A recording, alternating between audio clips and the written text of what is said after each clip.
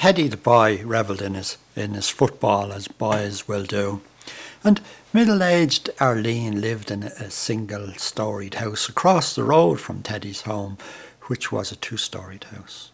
Now, Teddy and his pals played football on the road between the two houses, and when they wanted to volley a ball, they would kick it up onto Arlene's roof, and it would roll down and bounce on the ground, except for the fact that the roof of Arlene's single-storey house was a tin roof, or a corrugated iron roof, and the effect of the ball landing on the roof and rolling all the way down again was like being inside a tar barrel with somebody banging a stick.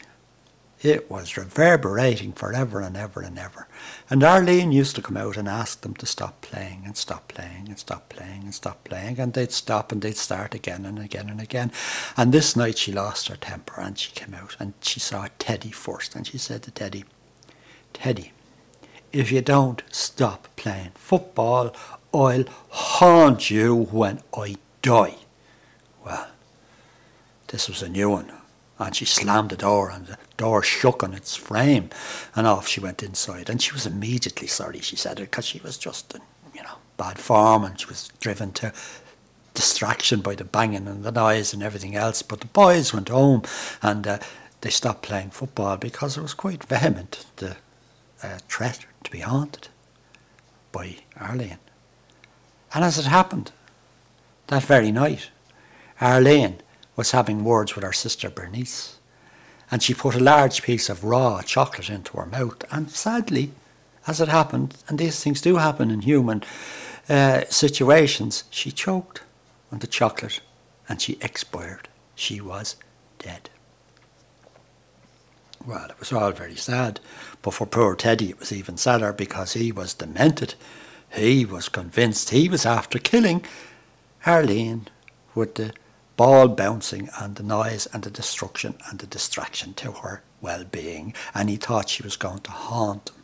And he said to his mother he wasn't going to go asleep, he wasn't going to go to bed, because Arlene would haunt him.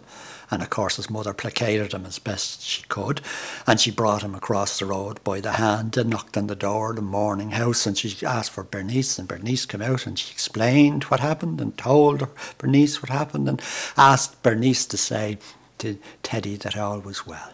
And of course Bernice did. She said if Arlene was not dead, she would forgive Teddy for causing his death, her death. Well, of course, Teddy's mammy said, "Do you really mean that?" She said, "Oh, no. She said, she would forgive you," said Bernice, who was, as they say, a little bit soft. But in any case, Teddy went back across the road and he pulled the curtains, because he slept in the ground floor room next to the road where there was no path. There was just no garden. There was just a path going by. And anybody could tap on the window as they went by. And lads used to do it just to annoy him and wake him up and that sort of thing. But he wouldn't go to sleep, and he had the curtains pulled and the curtains pulled. And he was right. For after a while, when things went quiet on the road, he heard the old one call his name. He heard a voice calling outside, "Teddy, I'm come back, Teddy." And the sound of fingernails scratching across his window caused him almost to expire for lack of oxygen when he was screaming. Well, his mother burst into the room, charged across, pulled open the curtains, and what was there? An empty street. So it seemed the spirit was haunting him, for no one could see anything. And his mother pulled back the curtain. She went out and opened the door and looked up and down, and nobody could see anything.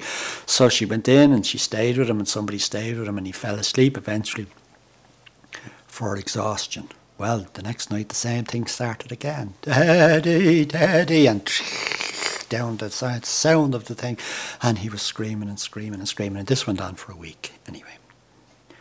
Until finally, Teddy's mammy, being a resourceful Irish mammy, went up to the first floor window above Teddy's bedroom. And when the noise started that night, "Teddy, Teddy," and the scratching was coming down again, she opened the window and she had a pot of yellow paint left over from painting the back garden fence, and she poured it down on top of the haunting woman down the street, who ran away screeching and screeching and screeching and said, I'm blinded, I can't see anything, everything's gone yellow, I can't see. And she ran home, and Teddy's mammy watched Bernice as she ran away, full of yellow paint dripping off her, and ran into the house.